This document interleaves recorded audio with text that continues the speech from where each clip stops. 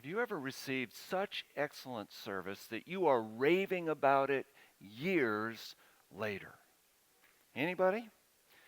Today we're looking at that core value of the Potomac Conference, excellence in service. And to give you a quick map of where we're going today, we'll start with a story of excellent service by a TSA officer. Then we're going to go and consider a case study in the Old Testament, then jump over to the New Testament and consider the teaching of Jesus on this subject, and then conclude with a story about not a TSA officer, but rather a ATS agent, recruiting all of us to sign on as ATS agents. So we begin with a story of excellence. A few years ago, my wife and I were celebrating our 30th anniversary in Honolulu. And when we got to the airport to fly home, we saw a long line at security, and somebody informed us that there had been a breach earlier that day, and so it was going to take over an hour to get through line. So we got in line. As soon as we got close to the desk, I realized, I forgot brand new camera that I had purchased for the trip. I left it in the rental car.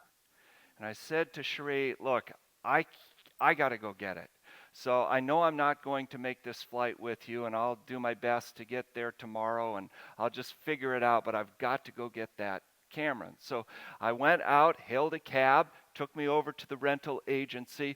Fortunately, it was still in the rental car that we had left there. I grabbed the camera, raced back to the airport, got in the long line, and as I was standing there in the back of the line looking at my watch thinking, okay, there is no way on earth I'm going to get through security in time to catch my flight, just then a security officer looked at me and said, you can come with me.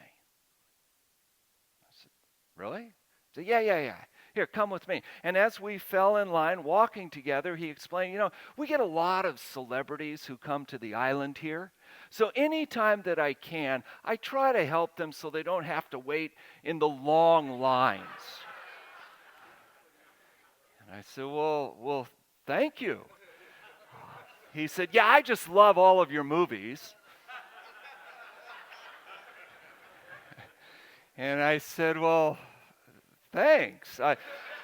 Because I have posted some family videos on YouTube. I have. No, really, I have. I just was a little surprised that he had seen them.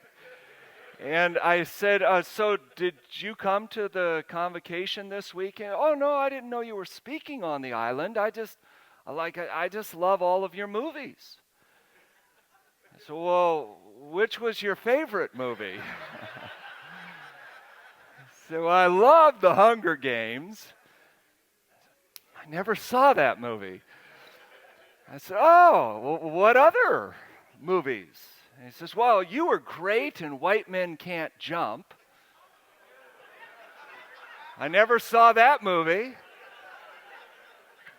Then he said, and my favorite movie, or my favorite sitcom of all time, Cheers. Okay, I know who I am now. Woody Harrelson. I said, oh yeah, that sitcom, that was so much fun to do all those seasons. And we still get together sometimes, the old gang, and as we're walking to a private room where there is nobody, it occurs to me, this is how people end up in jail.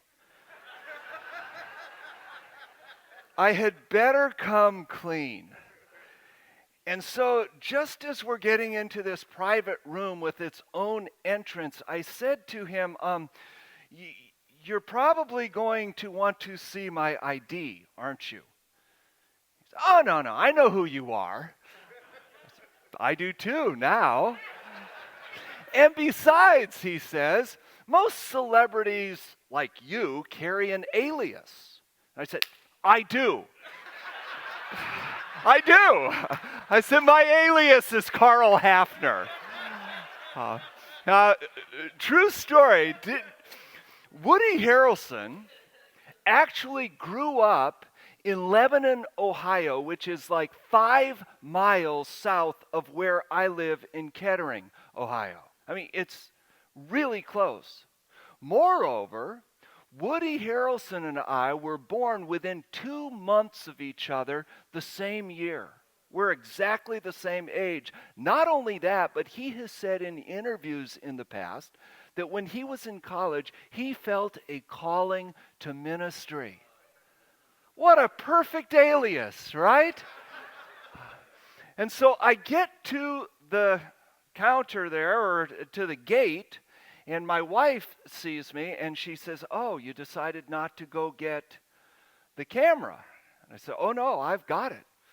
And she was shocked and said, "Well, how on earth did you get through security so quickly?" I said, "Oh, have I got a story for you.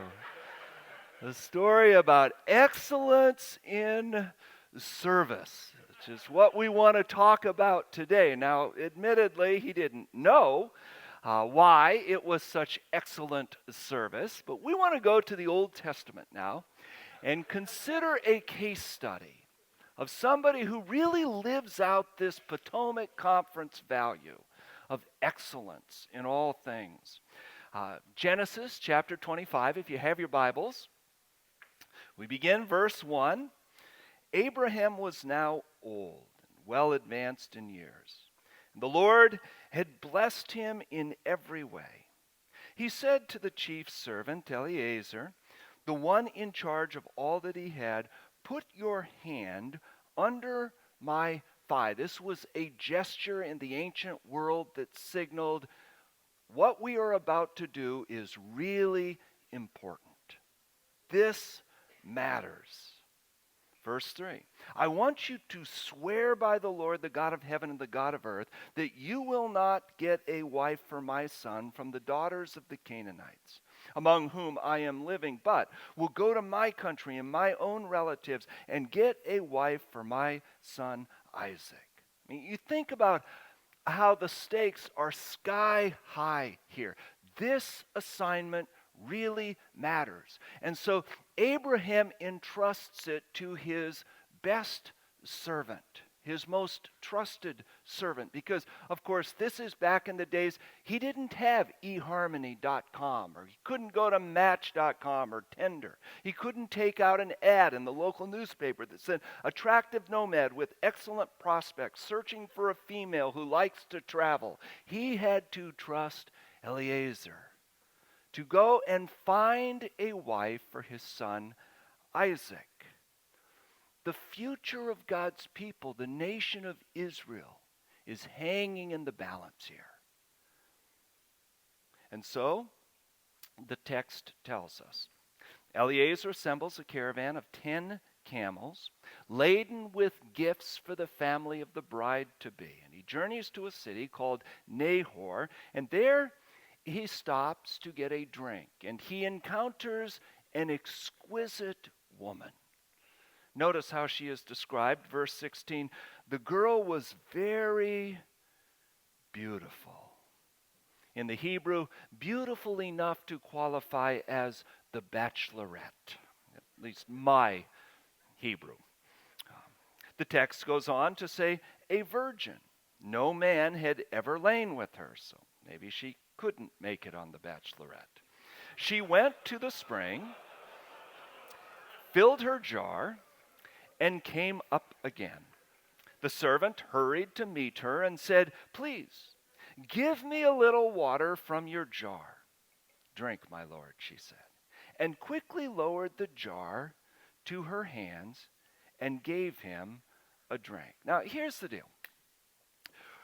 Scripture describes Rebekah as very winsome. She was beautiful, we're told. She was a virgin. Not only that, but she was nice, very hospitable. She offers him a drink of water. But it's not just that she was winsome. Notice what she does next. After she had given him a drink, she said, "I'll draw water for your camels too. until they have finished drinking. Now, do you remember how many camels were in the caravan? 10. Did you know a thirsty camel can drink 30 gallons of water? So Rebecca is offering not just to give Eliezer a drink, but to give a drink to all of the camels. She's saying, I am happy to go and fetch 300 gallons of water. This is a woman with some serious biceps. She is winsome and then some. Right? She's not only hospitable and beautiful, nice, but she's willing to go the second and the third and the fourth mile. She has this, what I call the ATS factor, the and then some factor. Willing to do the extra. 300 gallons of water. You think about that. So I thought it would be fun to just kind of practice saying that all together. All right? John inspired me. Everybody say it together, and then some. Okay, so this week, keep saying that to yourself and determine in your heart, okay, when I'm at a restaurant and I get really terrible service, rather than dissing the tip or, giving the waiter, say, 10% or 15% what they just, this time I'm going to not only give a 15% tip, but maybe double that or 100% tip. In other words, I'm going to do what's expected and then some. Or when you see that VDP, that very draining person on the other side of the room, you fight every impulse to dart the other direction so that you don't have to talk to them. This week, you're going to say, I'm going to go over and not just be courteous and nice and polite to the person, but I'm going to engage them in conversation, and I'm going to truly listen. In other words, I'm not just going to be nice, but I'm going to do that and then some. Not a lot of energy there. Okay, one more. Wives, it's NFL season. And so when your husband plops himself down in that lazy boy, rather than feeling angry toward him, you say, even though I am extremely tired and I've been working full-time all week, I am going to treat him like a king. I will fix him pre-game snacks and halftime meals and rub his feet between quarters and wait on him hand and foot during the whole game. Do everything that he could possibly want. That was a very male-sounding and then some. My wife told me that is not going to fly, Karl. Don't do that.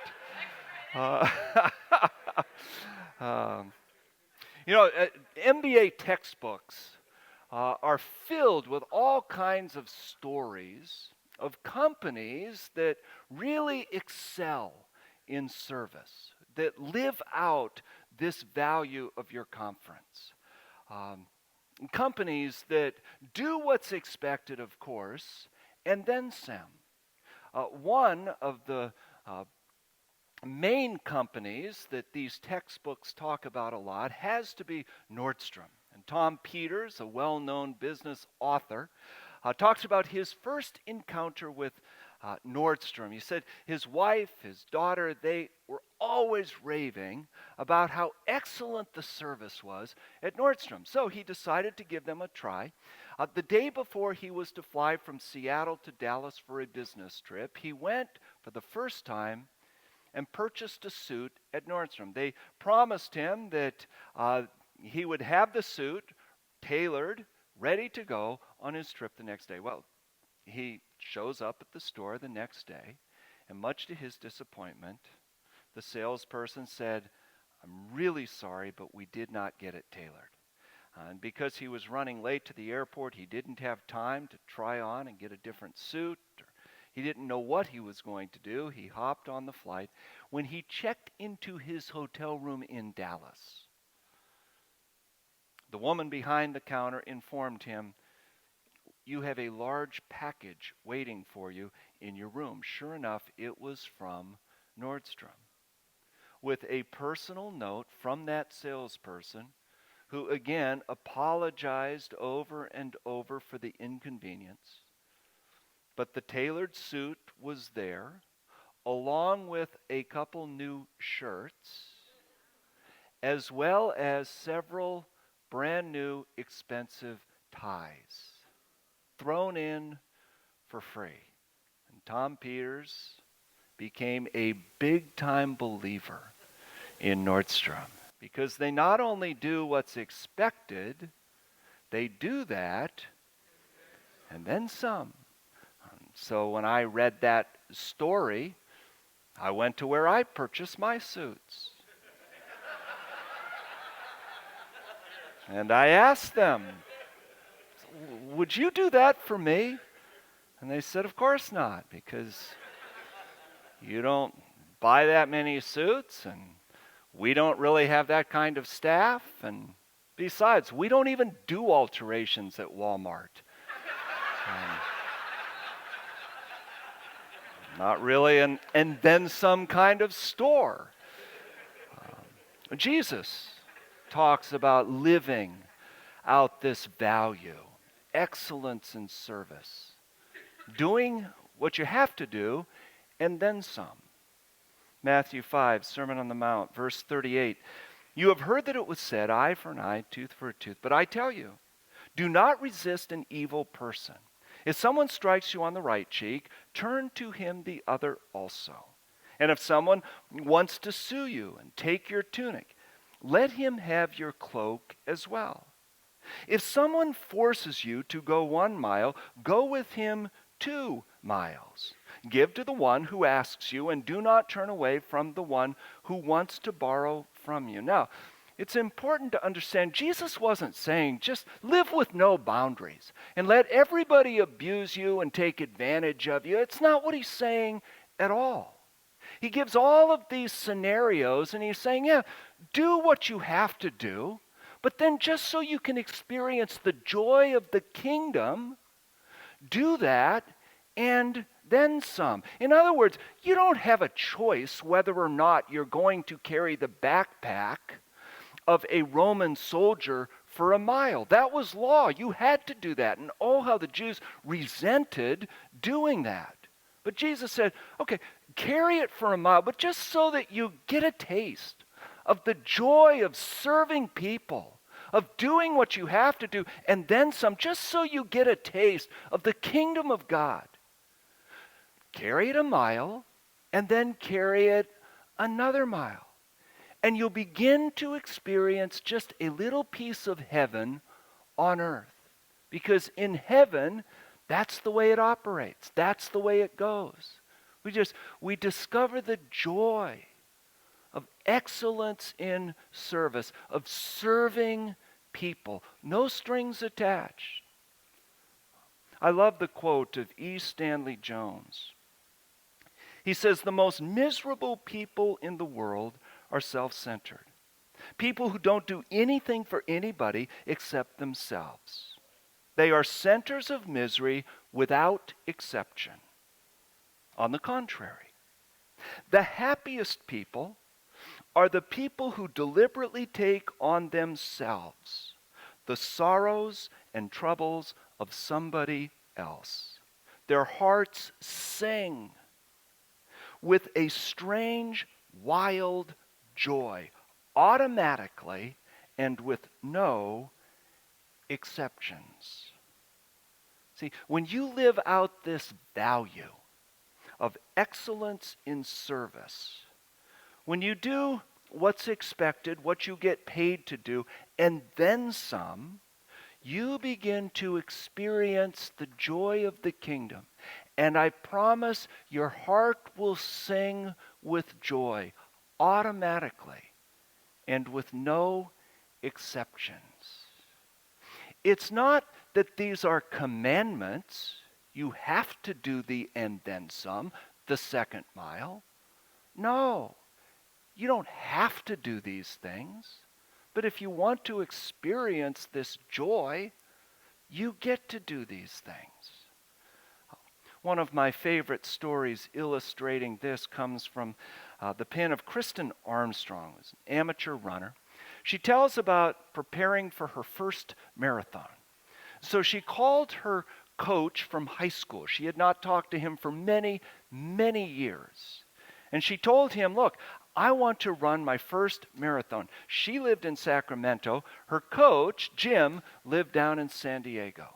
And so she asked him, would you be willing to help me prepare? And he said, I'd be honored to do that. Now, I can't make it up there, but I can certainly help you over the phone. And so they would regularly converse over the phone, and he would tell her, okay, today you need to do this and that and the other. And she talks about how in the training for the marathon, she kept saying to herself, whatever it was, today I have to go do hills, and today I have to do speed work, and today I have to do my long run.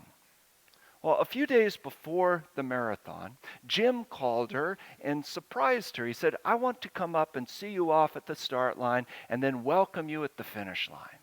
And she said, well, that's fantastic, thank you. And she was really looking forward to seeing him, even though, again, it had been many, many years. And so even though he was there at the start line, she looked his direction but didn't even recognize him. And finally, she realized, oh. And saw that he was in a big, clunky wheelchair. Only then did he tell her, I've been battling ALS, Lou Gehrig's disease.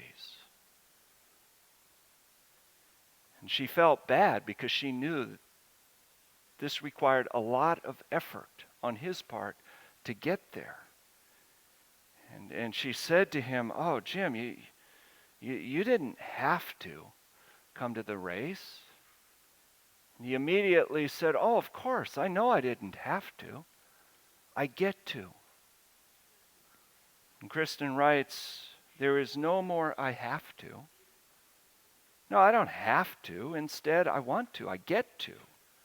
I get to charge up this hill. I get to wake up early and run. I get to hit the gym after work. I get to work on a new writing project. I get to make dinner for my children. I get to clean my house. I get to pack lunches. I get to help with homework. I get to take Luke to football, Grace to drama, Bella to choir. I get to pick them up from school. I get to go to the grocery store. I get to help my neighbors when they're out of town. I get to make healthy choices for my next meal. I get to stand up for myself or for someone that I love. I get to train for this marathon. We have outlawed the phrase in our office at the Kettering Church, I have to. Every once in a while, we catch one another saying it.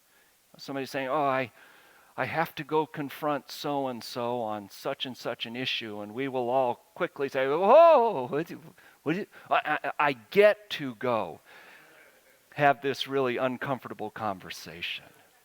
And I got all of us t-shirts that say hashtag I get to.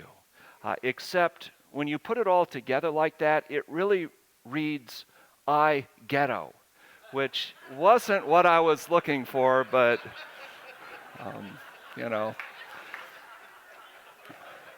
And they don't have a good return policy at Walmart, so what are you going to do? I don't have to do anything. We get to. We get to live with excellence and serve people.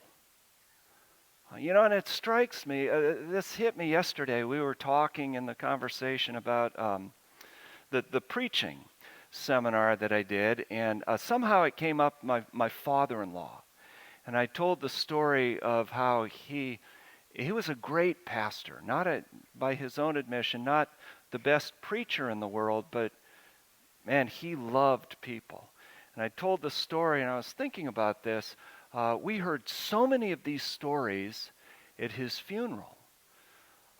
This one story was shared by a kid who said, I was leaving for college at 2 o'clock in the morning because I had some distance to drive. And Pastor Grusbeck showed up at my house in the driveway at 2 o'clock in the morning to say a prayer for me as I left. And not just that, but Elder Grusbeck did a little bit of research and figured out one of the classes that I was taking, a chemistry class, and he went out and purchased the textbook. It was like $200 textbook that he just went and purchased his own nickel and got the textbook and said, hey, I came to say a prayer. I mean, that's doing your job as a pastor and then some. And it struck me this morning as I was thinking about this that, these are all the kinds of stories that they tell at your funeral. They don't tell stories like, well, so-and-so got paid to show up at 8 and clock out at 5, and they did that. Right? You don't hear those stories. You hear all the stories of when the teacher, or the pastor, or the conference president, or the staff person did not just their job. They did that, of course. They did that and then some. I promised you one more story. This, not from a TSA officer, but rather ATS agent. And I'm recruiting all of us to join an army of ATS agents, and then some agents. People who look for opportunities to go the extra mile, to model excellence in service. So this one ATS agent that is especially memorable for me was a nurse by the name of Renee. Now, a little backstory. When Cherie and I were expecting our first child, we took the whole birthday thing really seriously. And so we signed up for Lamaze. We had a Swedish instructor who was very optimistic about the whole birthing process. For starters, she made it clear you can never say the P word in class, pain.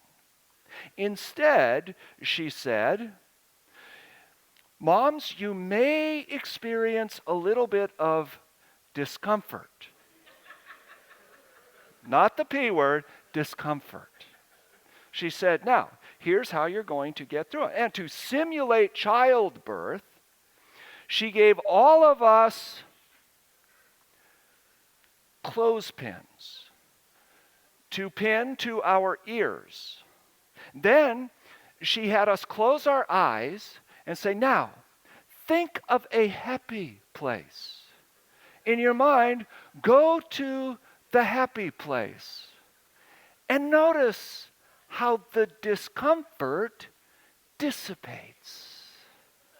So this is what childbirth is like. Now, for the record, Cherie and I, we are not one of those couples. Back in the day, all of the rage was childbirth a la naturel. Remember? Where, you invite over all of your neighbors and mom would get into the bathtub and everybody would hold hands and sing Kumbaya and she would give birth. This was not our approach at all. As soon as we got to the hospital, I demanded, get the drugs. And if Cherie wants some, get some for her too. I don't care. Just like, get the drugs. And so, they induced at 8 o'clock in the morning. So I called all of our friends and family members and said, if you come by noon, I'm sure we'll have the baby and you can celebrate with us. So yeah, plan to get here around noon. Well, the only thing, as I recall, that was happening at noon is her epidural was wearing off. And this was like a woman I had never met before. I mean, she was saying things, I had no idea she even knew those words. I had never met this woman before. But not to worry. I'm a trained professional. And so at one point when she just let out this screech in pain, I said, honey, close your eyes and go to a happy place. She told me what happy place I could go to.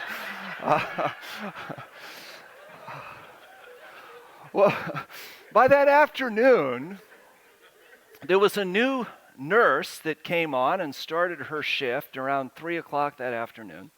And introduced herself as Renee.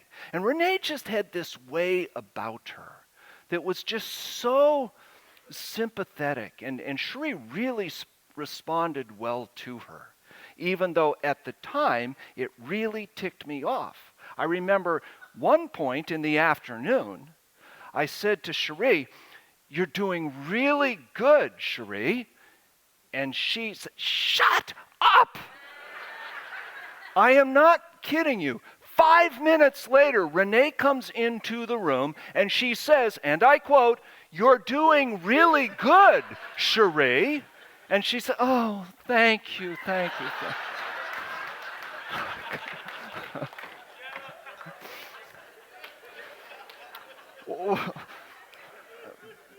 By 10 o'clock that night, it was just out of control, and I did not know what to do. I was absolutely panicked out of my head because nothing I said or did was helpful.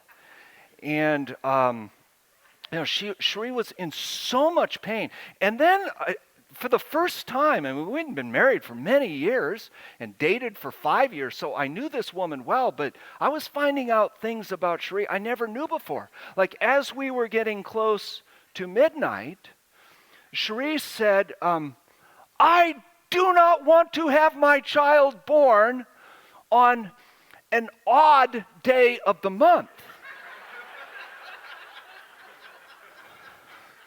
So I was interested in knowing more, and so I said, well, what are you talking about? And she said, well, no, you know. I don't want to, because we're getting close to midnight, and it's the 26th, and she says, I am not going to give birth on the 27th. That's an odd day of the month. I want my child to be born on an even day of the month. You know this matters to me. And I'm like, oh, yeah, I know now, but I had no idea this was so important. So I said, well, maybe, if you push really hard, we can have it on the 20th. That wasn't good. And then Renee came in, and I knew it was almost 11 o'clock, and her shift ended at 11. And so now I'm really panicked, and I don't know what to do. And 11, and then we didn't see Renee for a while until about 11:45, when she came back into the room. And I said, now, wait a minute, isn't your shift over? And she said, yeah, I checked out, and I'm so glad now I can just give my full attention to you. I'm not on the clock anymore, so I don't have other distractions. And she said, I have so much invested in this baby, I'm going to stay here until I meet her. Lindsay was born on an odd day of the month, July 27, at 2:30 in the morning. And Renee was right there leading the celebration.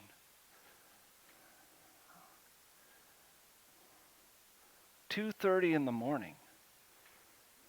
She wasn't getting paid to do this.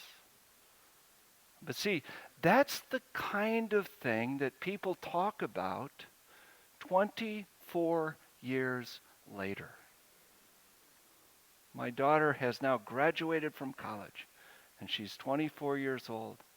And here I am telling you about one nurse that decided I am going to live with this mindset, with this value of excellence in service. I'm not just going to be a nurse. It's not just about a career. No, this is a calling. Yes, I'm going to do my job. I'm going to do my job and then some.